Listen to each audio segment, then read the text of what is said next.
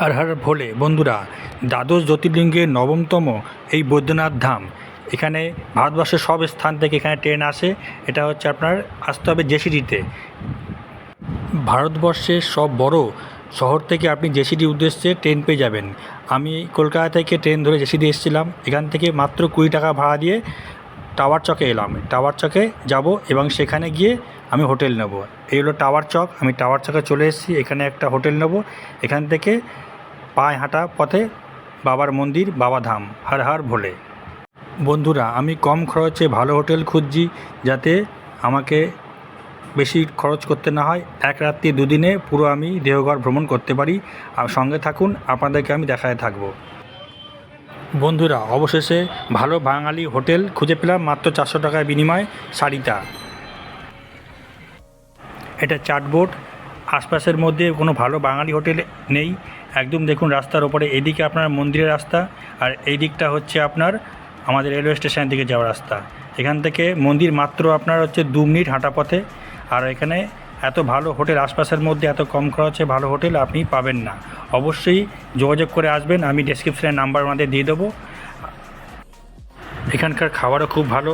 120 টাকা প্লেট পনিরের তরকারি আর রুটি আমি নিয়ে নিয়েছি।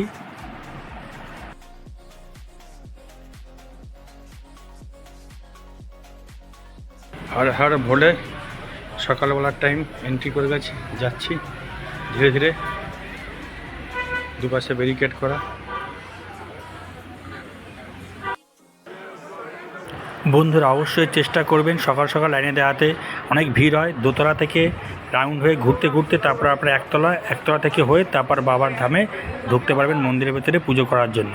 সেখান থেকে পুজো করে বেরিয়ে আবার পাশে হচ্ছে মায়ের মন্দির, যেখানে মায়ের 51 পীঠের মধ্যে এক পীঠ, যেখানে মায়ের হৃৎপিণ্ড পড়েছিল এই স্থানে। এটা 51 পীঠে এক পীঠ।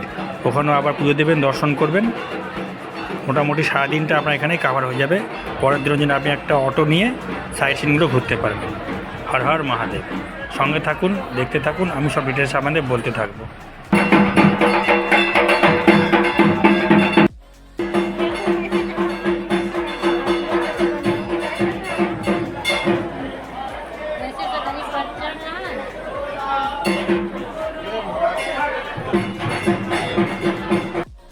শ্রী বিষ্ণু নিজ হস্তে এই ধাম প্রতিষ্ঠিত হয়। এখানে মা হৃৎপিণ্ড জাগ্রত অবস্থায় রয়েছে। হর হর ভোলে। ভেতরে অনেক মন্দির আছে, ঘুরে ঘুরে দর্শন করুন। হর হর ভোলে। চায়ের কালারটা দেখুন, কেশর চা, দারুণ খেতে। 10 টাকায় এই চায়ের দোকানে, একদম মন্দিরের গায়ে এই চায়ের দোকান। দারুণ চা।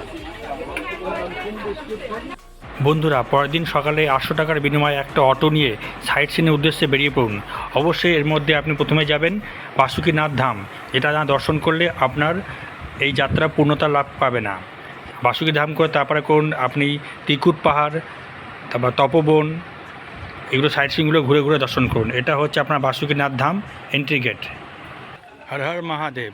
আমি বাসুকীনাথ এই টেম্পল এখানে এসেছি। এই যাওয়ার রাস্তা দেখতেই পাচ্ছেন। এখানে গাড়ি পার্কিং, অটো পার্কিং করেছে।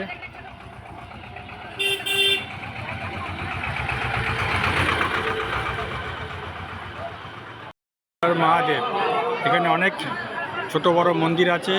এই বাসুকীনাথ টেম্পলের পাশে দাঁড়িয়ে আছি, দেখতেই পাচ্ছেন অনেক ছোট বড় মন্দির আছে। আসুন এখানে ঘুরে ঘুরে দর্শন করুন। মান্যতা আছে যে বৈদ্যনাথ দর্শনের পর বাসুকীনাথ দর্শন করলে পূর্ণ ফল লাভ করা সম্ভব। সেই জন্যে অবশ্যই বদ্রীনাথ দর্শন করার পরে এই বাসুকীনাথে এসে এখানে বাবার মাথায় জল ঢালুন, পুজো করুন, দর্শন করুন। হর হর মহাদেব।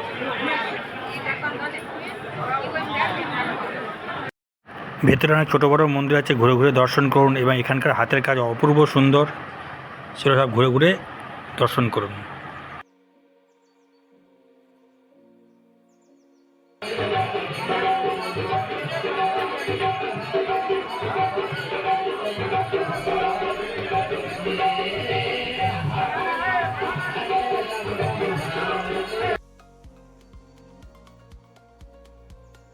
বন্ধুরা, দেওঘরে আসবো আর প্যাঁড়া নেবো না? দেওঘরের প্যাঁড়া সর্বোৎকৃষ্ট। এখানে অনেক দোকান পাবেন, ভালো দোকান দেখে নিতে পারেন। আমি একটা দোকানে ঢুকেছি, বেশ বড় দোকান। এখান থেকে আমি 1 কিলোর মতন প্যাঁড়া নিয়ে নিচ্ছি।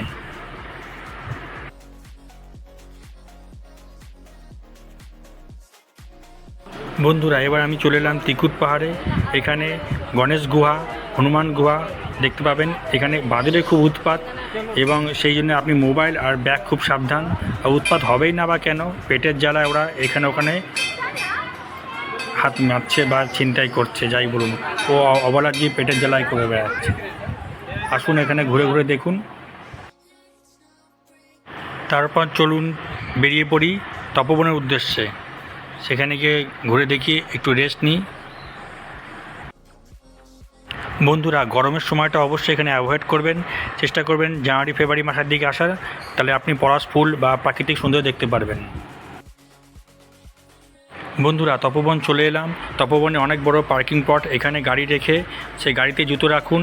এখানে কোনো গাইডকে নেওয়ার প্রয়োজন নেই, আপনি নিজে একা একা উঠে সব ঘুরে দর্শন করতে পারবেন।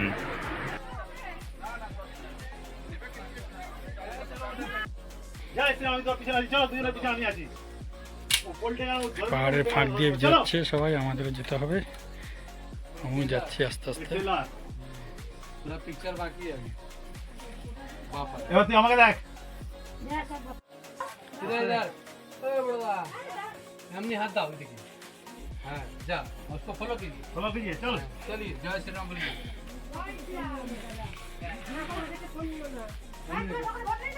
এমনি হাত দাও, এমনি বুক পকেটে কোন নিও না, ব্যাগে নিও। আরে দিদি এমনি হাত দাও। ওই যে কেমন হাত দিতে দেখ, জান মধ্যে দেখ। ওই আঙ্গুলটা এরকম করে সেরকম দিতে হবে, ঠিক আছে? আমার এই নৌলাখা মন্দিরের এন্ট্রি পয়েন্ট ঢুকে এই সামনে নৌলাখা মন্দির। খুব সুন্দর কারুকার্য করা। এই মন্দিরটা 9 লাখ টাকায় তৈরি হয়েছিল সেই সময়, তাই জন্য নৌলাখা মন্দির, 9 লাখ বলে 9 লাখ টাকার মন্দির, নৌলাখা মন্দির নামে পরিচিত। এখানে আসুন, দেওঘর আসলে অবশ্যই এখানে ভিজিট করবেন, খুব সুন্দর দেখতে। মন্দির প্রতিষ্ঠা 1348 সন শকাব্দ 1863। খুব সুন্দর করে কারুকার্য করা।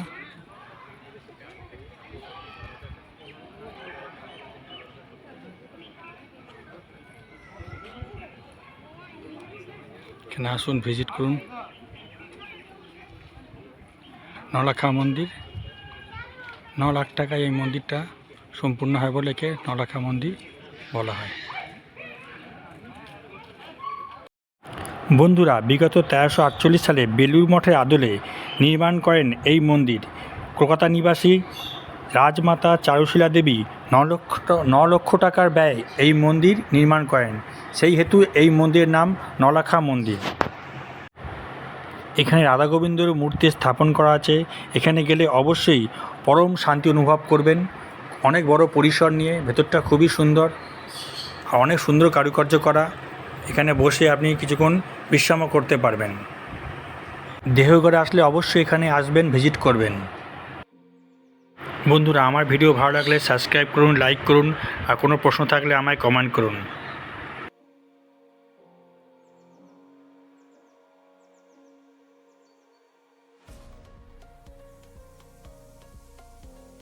এটা হচ্ছে অনুকূল ঠাকুরের ঠাকুর বাংলো বলে, ঠাকুর বাংলো এবং ঠাকুরের আশ্রম একদম বাই মেন রোডের ওপরে।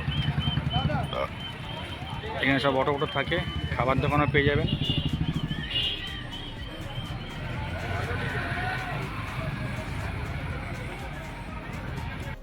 ভেতরে খুব সুন্দর পরিবেশ, নির্ঝুম। এখানে থাকার ব্যবস্থাও আছে।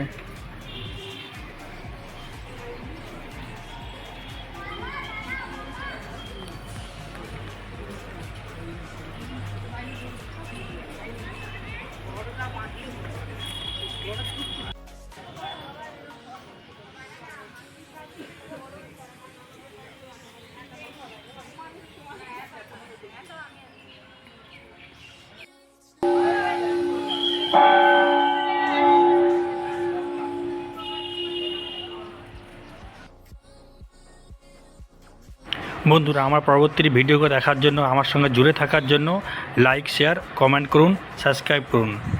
ধন্যবাদ।